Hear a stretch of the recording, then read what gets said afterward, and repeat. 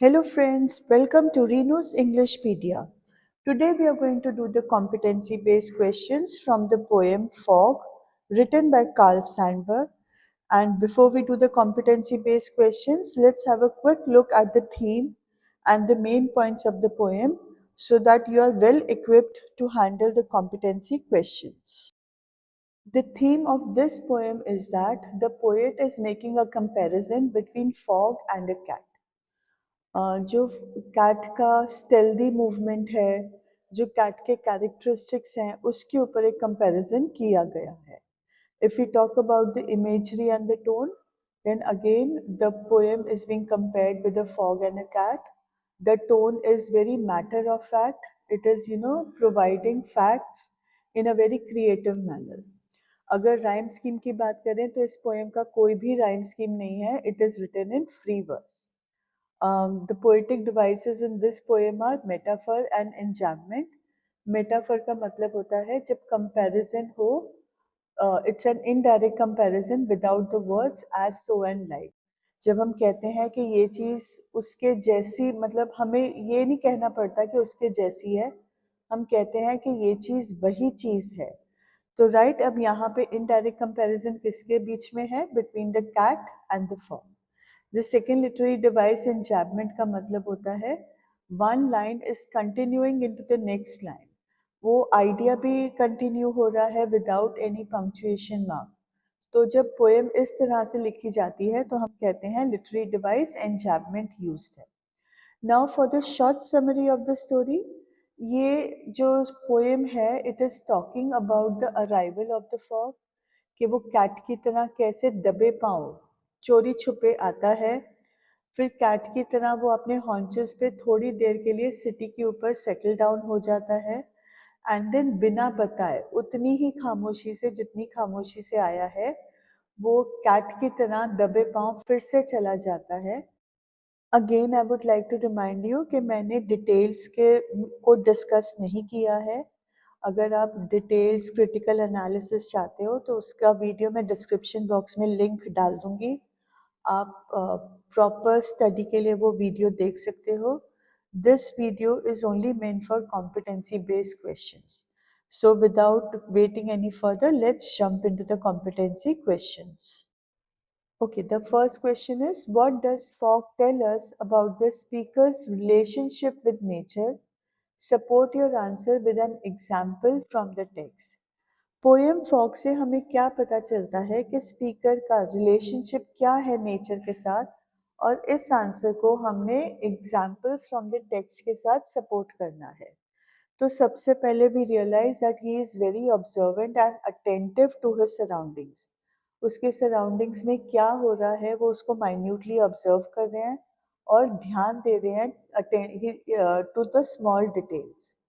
Secondly, वो cat के feet को कंपेयर कर रहे हैं to the fog so that the poem becomes more endearing and relatable to the audience. जब हम इस कंपैरिजन को देखते हैं तो ऑटोमेटिकली हमारे दिमाग में कैट के मूवमेंट आते हैं और हमें बड़ी आसानी होती है उसको फॉग के साथ कोरिलेट करने में. दोनों के ही जो मूवमेंट है वो साइलेंट है. साइलेंटली आना, साइलेंटली जाना और चुपचाप से एक जगह पे बैठना.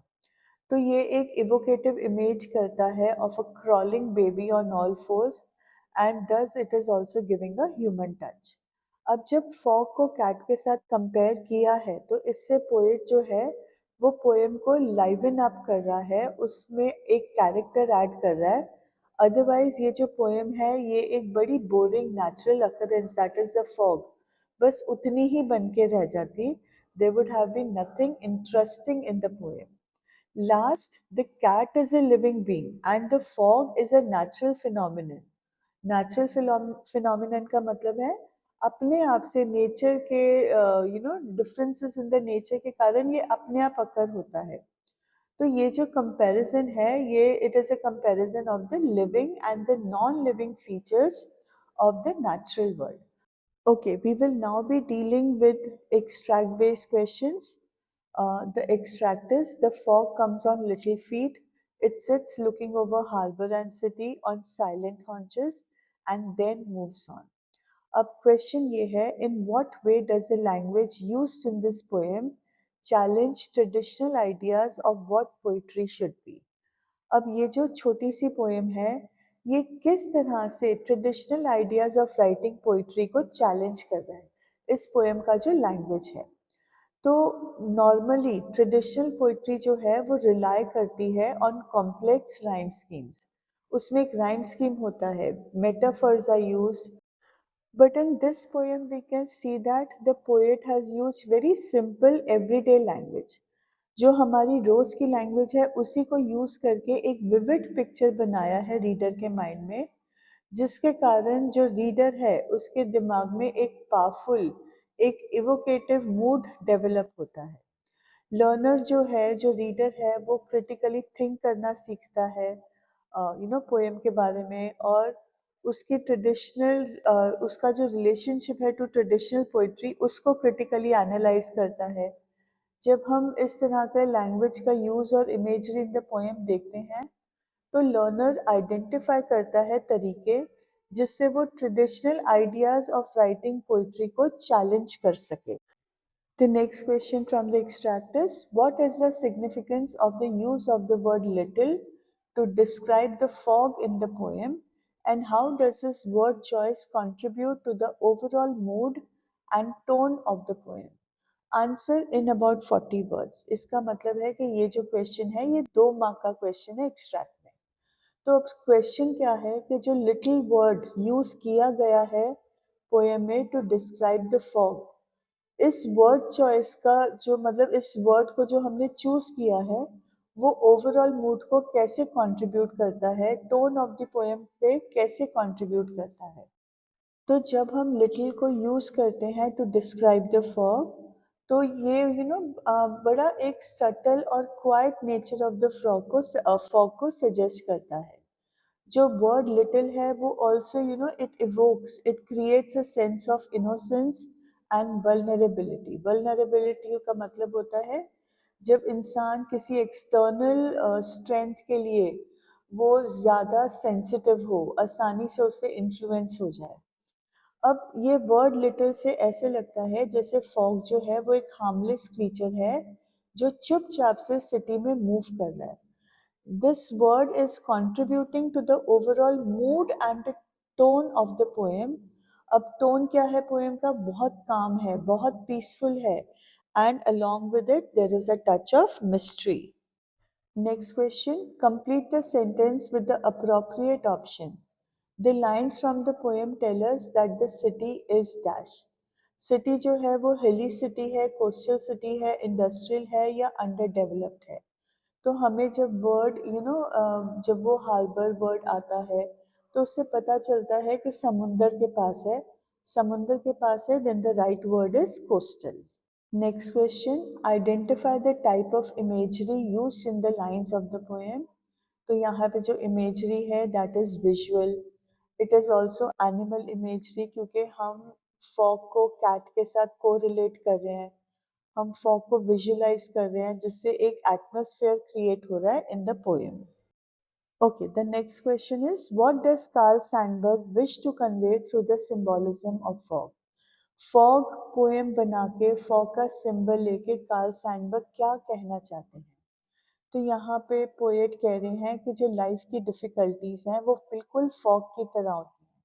जैसे फॉग चुपचाप से आता है, चुपचाप से चला जाता है, उसी तरह से जो हमारी लाइफ में डिफिकल्टीज होती हैं वो चुपचाप से आती हैं बट वो चुपचाप से चली भी जाती हैं। वो बड़ी ट्रांजिएंट होती हैं। ट्रांजिएंट मतलब शॉर्ट लिव्ड। इसीलिए हमारे को होप नहीं लूज करना चाहिए, हमेशा हमें ब्रेव रहना चाहिए, brave to face any problems. अगर हम करेजियस होंगे तो हमारी डिफिकल्टीज जो हैं वो फॉग की तरह डिस्पेल हो जाएंगी, चुपचाप से चली जाएंगी। Next question is, difficulties come in life but they are not bound to stay forever, they are transient, they come and go। Comment referring to the poem Fog and Lencho's life in A Letter to God। What did he do in the face of crisis? How did he overcome the crisis? अब ये वाला question जो previous question था उसी के साथ related है। हमें बोला गया है कि डिफ़िकल्टीज़ लाइफ में आती हैं बट वो हमेशा के लिए नहीं आती, वो ट्रांज़िएंट हैं, वो आती हैं, चले जाती हैं। अब हमने क्या करना है, ये वाले क्वेश्चन में हमने पोएम फॉग को रिफ़र करके लेंचो की life in the letter of God को रिफ़र करके कमेंट करना है। What did he do in the face of crisis? Lencho ने क्या किया अपनी क्राइसिस के समय और उसने इस क्राइसिस को कैसे ओवरकम किया? So we have already discussed that fog is symbolizing difficulties that are faced by people, how they become helpless and how it takes a lot of courage to overcome any problem and solve it. जो problems होती है ना वो हमारी life के vision को cloud कर देती हैं। हम उम्मीद खो देते हैं, हम हिम्मत खो देते हैं, हमें अपनी सफरिंग के आगे और कुछ नज़र नहीं आता है। अगर हम पोएम से क्लू ले तो हमें समझ में आएगा कि फॉग जो है वो परमानेंट नहीं है, वो भी आएगी और फिर मतलब फॉग की तरह प्रॉब्लम्स भी परमानेंट नहीं है, डिफ़िकल्टीज आएंगे तो वो चले भी जाएंगे। अब लेंचो जो फार्मर था वो क्या कर रहा था, he was waiting for rain. अब अनएक्सपेक्टेडली रेन आई तो सही but it turned into a hello storm. अब जो ये जोर के हेल स्टॉर्म आया, जो स्ट्रॉन्ग विंड चली, इससे लेंचो का जो क्रॉप था, फील्ड था, वो हेल स्टोन से भर गया और पूरे का पूरा क्रॉप डिस्ट्रॉय हो गया। अब वो he was heart broken but he had immense faith in God. उसने गॉड को लेटर लिखा और उसकी अनक्वेश्चनिंग बिलीफ के कारण जो पोस्ट मास्टर था, जो उसके एम्प्लॉय से पोस्ट मास्टर के, उन सब ने they came together, they collected money for Lencho and they helped him to face the crisis. तो इससे हम रियलाइज करते हैं कि प्रॉब्लम कोई भी हो, डिफ़िकल्टी कोई भी हो, उसका जो लाइफ होती है बहुत छोटी होती है। हमें बस हिम्मत रखनी है, होप रखना है, एंड वन वे और the other we will be able to solve our problems. Okay, we will now do another extract. It sits looking over harbor and city on silent haunches and then moves on. Haunches का मतलब होता है जो cat के छोटे से पैर होते हैं, जब वो अपने पैरों के बल बैठ जाता है तो उसको बोला जाता है to sit on the haunches. तो अब इस एक्सट्रैक्ट में पोएट ने कौन सा लिटरेरी पोएटिक डिवाइस यूज किया है जिससे एक लाइन दूसरे लाइन में रन करती है विदाउट एनी पंक्चुएशन मार्क? तो इसका मैंने रिवीजन में आपको बता दिया था, that is enjambment. Next question, what is the significance of the use of the word silent to describe the fog in the poem, and how does this word choice contribute to the overall mood and tone of the poem? Answer in about 30 to 40 words. अब इस question में हमें पूछ रहा है कि जो silent word है इसका क्या सिग्निफिकेंस है to describe the fog, right? और इस वर्ड को चूज करने से कैसे हम ओवरऑल मूड और टोन के लिए कंट्रीब्यूट कर रहे हैं। ओके, तो अब साइलेंट वर्ड यूज हो रहा है कि फॉग कैसे आ रहा है, क्या वो शोर मचाते हुए आ रहा है, ड्रम बजाते हुए आ रहा है? No, it is sneaking in. Sneaking in मतलब का मतलब होता है चोरी छुपे अंदर आना। It is sneaking in slyly and quietly. और क्या करता है, it is enveloping the entire harbour and the city, पूरी चारों तरफ से घेर लेता है। It sits on silent haunches like a cat observing life around it and then moves on. Cat की तरह चुपचाप से अपने साइलेंट हॉन्चेस के ऊपर बैठ जाता है और फिर दोबारा से चला जाता है। यहाँ पे फॉग जो है उसको पर्सोनिफाई किया गया है बाय कार्ल सैंडबर्ग, उसके मूवमेंट्स को लेकर और उसका conduct as compare to a fog. यहाँ पे एक और चीज मैं बताना चाहूंगी कि साइलेंट हॉन्चेस, यहाँ पे silent is the cat, haunches silent नहीं होते हैं, द कैट इज साइलेंट, तो यहाँ पे ट्रांसफर्ड एपिथेट भी आया है, तो I just wanted two point it out. Okay, the next question is, the poet has used the poetic device transferred epithet in the third line. What does the poet wish to emphasize? Okay, silent haunches में transferred epithet है। अब इसको use करके poet किस चीज को emphasise कर रहा है? And the right answer is the third of the sneaky movement of the fog and those of the cat. इस चीज को वो एम्फेसाइज कर रहा है कि जैसे कैट चुपचाप से स्नीकीली आता है, वैसे ही फॉग भी उसी तरह से चुपचाप स्नीकीली आता है। Next question is comment on the poet's use of language in these lines in about 30 to 40 words. Poet ने जो लैंग्वेज यूज किया है उसके ऊपर हमने कमेंट करना है. तो पहले तो पोएट ने किस तरह का लैंग्वेज यूज किया है. उसने कॉमन वेदर अकरेंस को यूज किया है.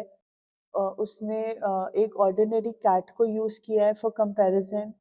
और फॉग और कैट की कॉमनैलिटी ऑफ मूवमेंट्स को स्ट्राइकिंग मैनर में यूज किया है. और इसके अंदर लिटरेरी डिवाइसेस, कॉन्सोनेंट्स, इंजैबमेंट और पर्सोनिफिकेशन यूज किया है.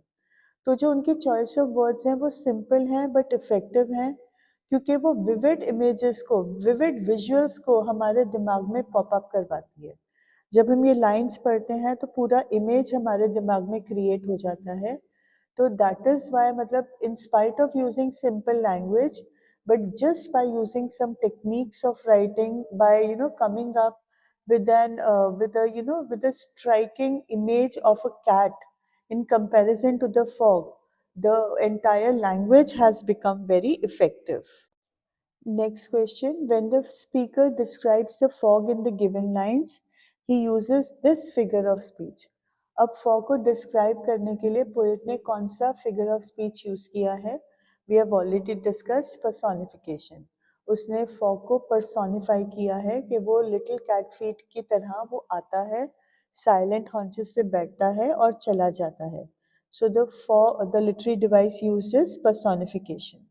Next question is, which qualities of a cat are used and applied by Carl Sandburg in the given lines? Elucidate with examples in about 30 to 40 words.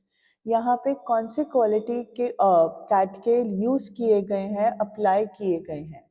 तो यहाँ पे हमें पता है कि कैट्स जो है वो इंडिपेंडेंट एनिमल है. वो कोई भी रूल फॉलो नहीं करता है. वो चुपचाप से आते हैं. जैसे they slip in very quietly, they slide out of our lives very quietly, they live their lives, they do as they please. उनके जो मूवमेंट्स होते हैं वो स्टेल्दी होते हैं, वो धीरे धीरे चलते हैं और कई बार तो मिस्टीरियस भी मूवमेंट्स होते हैं उनके. कैट्स को अपने ही पेस पे चलना पसंद है. And before you blink an eye, आपको दे डिसअपियर, आपको पता ही नहीं चलता कहाँ जा रहे हैं. And the same attributes can be applied to fog. Next question है, the poet has used short lines to compose the given poem. Choose the option that lists the most appropriate explanation for the same. Poet ने बहुत short lines में और बहुत कम words में अपनी पूरी poem लिखी है. तो ऐसा उन्होंने क्यों किया, उसका एक्सप्लेनेशन देना है. तो फर्स्ट आंसर है, by keeping the line short the poet keeps a liberty in stepping away from rule, traditional form, logic और fact in order to produce a desired effect. क्या ऐसा करने से वो रूल्स ना फॉलो कर सके, उनको फ्रीडम मिल रहा है? ओके, अब इसका हम डिसाइड करेंगे after going through all the four options. By keeping the lines short, the poet wants the reader to omit some parts of a sentence, which gives the reader a chance to fill the gaps while reading it out. तो second option 100% wrong है, तो उसको हमने delete कर दिया. Third option है, by keeping the lines short, the poet wants to introduce ambiguity of contradiction into an otherwise straightforward sentence. कहीं पर भी पोएम में एम्बिग्विटी या कॉन्ट्राडिक्शन नहीं है. एम्बिग्विटी का मतलब होता है to leave someone in doubt. आपने कोई बात इस तरह से कहनी कि आप डाउट में रह जाओ. पोएम बहुत सिंपल लैंग्वेज है, उसमें कोई एम्बिग्विटी नहीं है, कोई कॉन्ट्राडिक्शन नहीं है. Therefore, the third option is also completely wrong. The fourth option is, by keeping the lines short, the poet is controlling the pace to make the reader slow down, thereby reflecting the slow rolling in of the fog. अगर अब हम first और fourth option को compare करें तो fourth option जो है वो ज़्यादा रेजोनेट होता है विद द पोएम. हमें पता चलता है कि फॉग की मूवमेंट स्लो है, स्टेल्दी है. और अगर रीडर धीरे धीरे इस पोएम को पढ़ेगा तो वो उसको और ज़्यादा इंटेंसिटी से फील करेगा. And therefore the fourth option is right. Rules के कारण उसने पोएम शॉर्ट रखा है टू टेक लिबर्टी, ये इतना अच्छा एक्सप्लेनेशन नहीं है. So the right option is option 4. Next question है, comment on the poet's use of language in these lines in about 30 to 40 words. I've already done it. Simple words हैं, visual imagery बहुत powerful है, वो fog को एक entity दे रहा है, एक उसको एक live being बना रहा है. जब हम लिटिल कैट फीट में मेटाफर देखते हैं, जब हम literary device enjambment running through all the lines की बात करते हैं, जब हम movement words like sits and moves देखते हैं, तो सारे का सारा डिस्क्रिप्शन जो है वो बड़ा विविड है. कोई भी उन्होंने आर्टफुल इमेजरी नहीं क्रिएट की है, बड़े सिंपल वर्ड्स क्रिएट यूज किए हैं to create a vivid imagery. Next question. Stealth is an important aspect of the fog. State any two instances from the poem Fog that suggest the same. Stealth का मतलब होता है चोरी छुपे आना. तो फॉग का स्टेल्थ एक बहुत इम्पॉर्टेंट एस्पेक्ट है, और इस चीज़ का मतलब हमें ये स्टेल्थ का इम्पोर्टेंस पोएम से कैसे पता चलता है. तो फॉग का जो अराइवल है वो बहुत साइलेंट, इम्परसेप्टिबल है, आसानी से नोटिस नहीं होता है. फिर वो कैसे आता है, it comes on little cat feet. अब कैट के जो पैर होते हैं वो पैडेड होते हैं, सॉफ्ट होते हैं, इसीलिए कोई साउंड नहीं करते हैं, और फॉग भी बिना आवाज किए चुपचाप से आता है. जो फॉग है वो सिटी के ऊपर साइलेंटली हैंग करता है, जैसे सिमिलरली जैसे कैट अपने हॉन्चेस पे क्वाइटली बैठता है.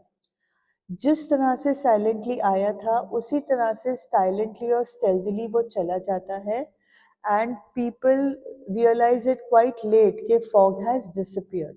No one notices when the fog is disappearing. Next question, highlight any two characteristics of fog from its description in the poem and justify your choice of characteristics briefly. अपने fog की characteristics बतानी है और आपने बताना है कि आपने ये कैरेक्टरिस्टिक्स को क्यों चूज किया है, उसको जस्टिफाई करना है. तो ऑलरेडी ये पिछले आंसर में मैं जस्टिफाई कर चुकी हूँ, तो आप सेम ले लोगे, बट जो कैरेक्टरिस्टिक्स हैं वो यही है कि वो साइलेंटली आता है, वो शॉर्ट पीरियड के लिए रहता है, हर चीज़ को एनगल्फ कर लेता है, हर चीज़ को अपने अंदर समेट लेता है, और फिर क्वाइटली डिसअपियर भी कर जाता है. जो उसके मूवमेंट है फॉग के, वो स्टेल्दी हैं, स्विफ्ट हैं, स्नीकी हैं. स्टेल्दी स्नीकी का मतलब चोरी छुपे, स्विफ्ट का मतलब बहुत तेजी से आना, मतलब तेजी से in the sense without making any noise, but without before you know it the entire city is engulfed with fog. अब जस्टिफिकेशन ये है कि it is resembling a cat. आप कभी भी प्रिडिक्ट नहीं कर सकते कब फॉगी होगा, कब वो रिबेट कर जाएगा, कब वो खत्म हो जाएगा. Next question, is the fog portrayed as a resident of the city or as an outsider? Support your answer with two such references from the poem Fog. तो क्या फॉग उसी शहर का रहने वाला है या बाहर से आया है? तो क्लियर है हमारे को पोएम पढ़ के कि जो फॉग है it is portrayed as an outsider. उसका अराइवल अनप्रिडिक्टेबल है. वो जब भी सिटी में आता है तो वो थोड़ी देर के लिए हावर करता है. हावर मतलब मंडराना. और फिर वो वापस से लौट जाता है सडनली, जैसे कोई आउटसाइडर सिटी में आए, थोड़ी देर रहे और फिर वो किसी और डेस्टिनेशन में के लिए निकल जाए, चला जाए. सो उसी तरह से फॉग को भी पोर्ट्रे किया है. So we consider it to be an outsider. Next question, would you describe the role of the fog as active or passive? Support your answer with reference to the poem Fog. अब poem में जो fog का role है वो passive है, right? मतलब हमारे को उसका कोई एक्टिव रोल नहीं नजर आ रहा है. वो पैसिवली चुपचाप से पोएम में आता है. और फॉग को हम पूरे पोएम में कैट के साथ कंपेयर कर रहे हैं, क्योंकि कैट की तरह ही उसको अपने हॉन्चेस पे बैठना पसंद है. कैट अपने हॉन्चेस पे बैठता है, बाहर देखना उस कैट को पसंद होता है, और फॉग भी उसी तरह से चुपचाप से बैठता है और फिर आगे निकल जाता है. तो इसीलिए फॉग को हमने कैट के साथ कंपेयर किया है. Next question, why does the poet use the phrase silent haunches? Substantiate your answer with reference to the poem Fog. Again, this answer has been discussed many times. Silent haunches को use किया गया है to describe the quiet and sneaky movements of the fog जब वो city और harbour के ऊपर बैठ जाता है फॉर सम टाइम। अब silent haunch is the way a cat sits on its haunches. Haunches मतलब उसके पैर, और इसका मतलब होता है कि उसके जो नीज हैं वो थोड़े से बेंट होते हैं। अब जब इस तरह से फॉग बैठा होता है तो कोई भी उसको नोटिस नहीं करता है, और इसी तरह से फॉग भी जब सिटी में आता है तो उसका मूवमेंट इतना साइलेंट होता है, वो इतना साइलेंटली हावर कर रहा होता है कि nobody notices it at first. Next question, comment in detail on the significance of the closing phrase of the poem moves on. Last में ये फ्रेज क्यों यूज किया गया है?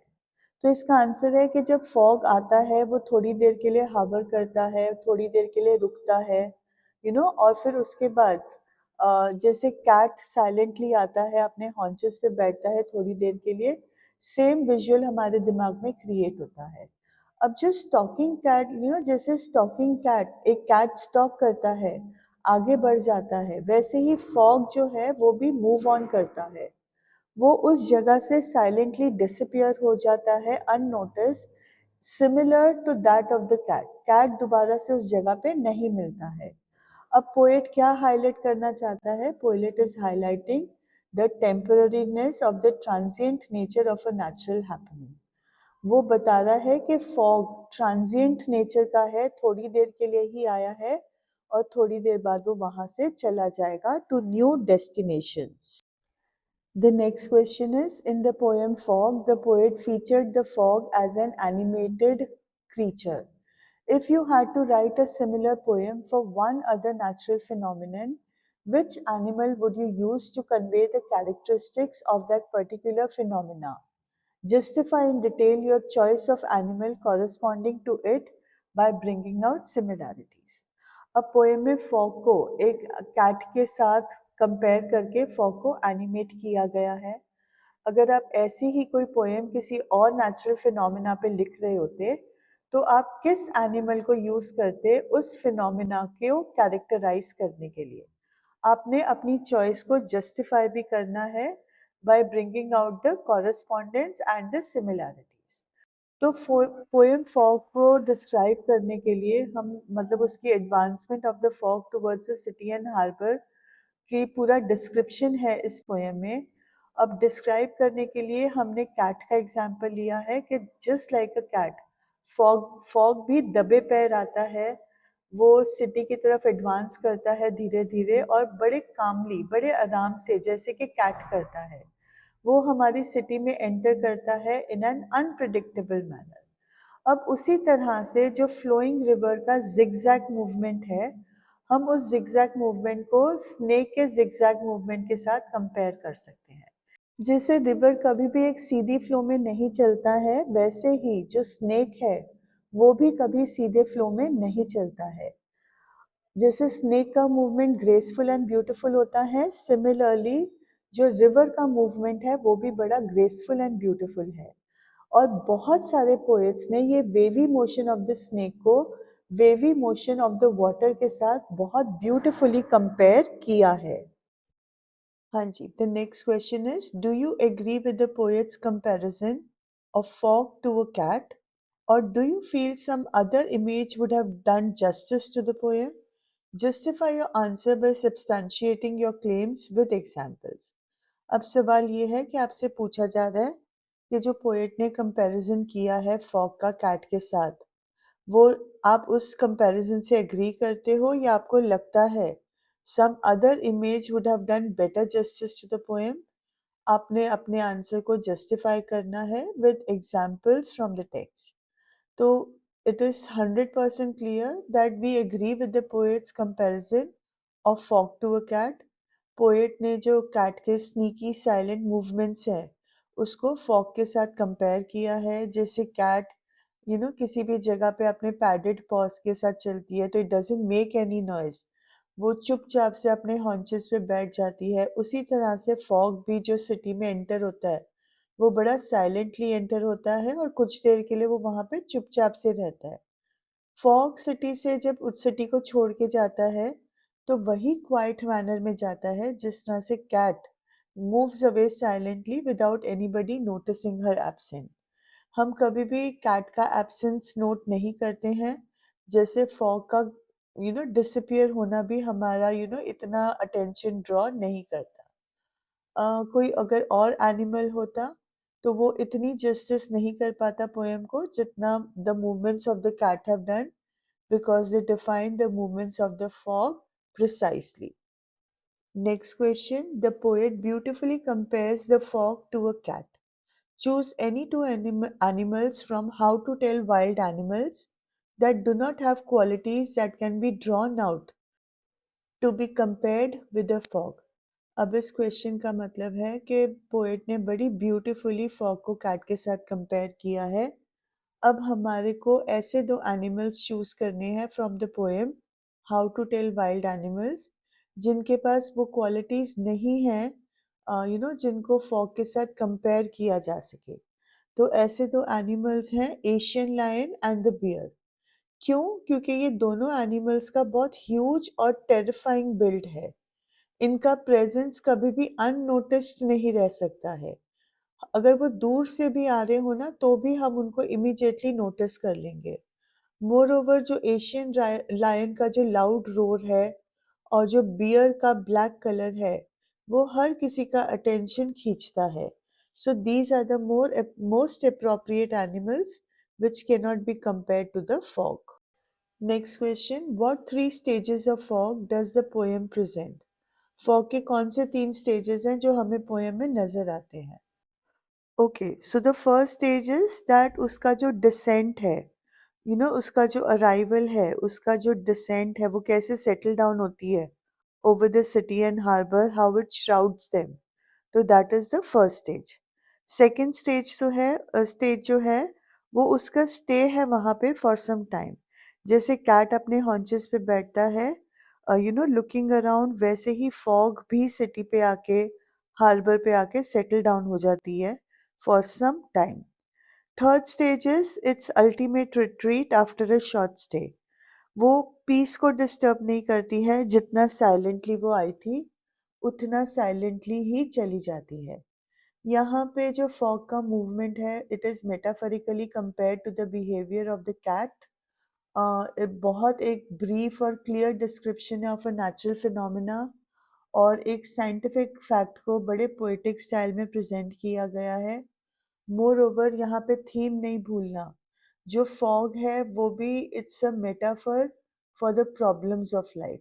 अगर cat is a metaphor for the fog, then the fog is a metaphor for the difficulties of life, जो चुपचाप से आते हैं, थोड़ी देर रहते हैं और फिर चले भी जाते हैं। Next question. How is the poem Fog an example of extended metaphor, or how is the fog compared to a cat in the poem? जब हम फॉग को कैट के साथ कंपेयर कर रहे हैं, इनडायरेक्टली कंपेयर कर रहे हैं, तब इसको हम एक्सटेंडेड मेटाफर कहते हैं। अब मेटाफर क्या होता है? Implied comparison. इसका मतलब है हम कहते हैं कि एक चीज दूसरी ही चीज है। जैसे लाइन है the fog comes on little cat feet, तो यहाँ पे फॉग को किसकी तरह कंपेयर किया गया है? The feet of the cat. अब उसका अराइवल, उसका स्टे और उसका जो डिपार्चर है फॉग का, वो इनडायरेक्टली कंपेयर्ड है to the movements of the cat. Cat भी अपने पैडेड फीट पे आता है, लिंगर करता है for some time, it is sitting on its haunches, it is looking around, and just like cat disappear हो जाता है आफ्टर सम टाइम, तो फॉग भी थोड़ी देर के बाद डिसअपियर हो जाता है। अब ये जो था ये एक्चुअल इंसिडेंट था। हमारे जो पोएट हैं वो शिकागो सिटी गए थे। वहाँ पे जो शिकागो हार्बर है वहाँ से फॉग उठ रहा था। तो पोएट ने जब वो ब्रिज क्रॉस कर रहे थे नियर द ग्रैंड पार्क, उन्होंने इस फॉग को देखा and this poem he must have written then and there. Okay, the last question of this video is what kind of imagery has been used in the poem, or write a short note on the images created by the poet. अब ये poem जो है ये extended metaphor तो है ही है. The fog over the city and harbor has been compared indirectly to a cat. But इसके साथ साथ यहाँ पे two images भी हैं. They are visual imageries. The first image is of the picture of the city and harbor of Chicago which is shrouded in fog. Shrouded का मतलब covered in fog. जो ये fog है ये silently आ रहा है, थोड़ी देर के लिए रह रहा है और फिर stealthily चला जा रहा है. और जो second image create की गई है, that is the picture of a cat. It is walking quietly on soft little padded feet. वो अपने haunches पे बैठता है, एक ही डायरेक्शन में fixedly एक टक से देखता है और फिर जितनी साइलेंटली आया है उतनी ही साइलेंटली चला जाता है. So with this we come to the end of the video. I hope that आपको मतलब this poem is actually very simple. आपने नोटिस किया होगा कि जो क्वेश्चंस हैं वो बार बार एक ही एक ही आंसर दे रहे हैं क्योंकि पोएम का कोई बहुत गहरा मीनिंग नहीं है. सिर्फ थीम याद रखनी है कि फॉग जो है वो एक्चुअली डिफिकल्टीज इन लाइफ है. बाकी इस पोएम में ऐसा कुछ नहीं था जो आपको ना पता हो. So with this I and my video. I hope that you liked it. If you liked it, then do share it with your friends, with students and teachers and colleagues so that maximum children can benefit. Thank you so much for giving me your time and all the best for your exams.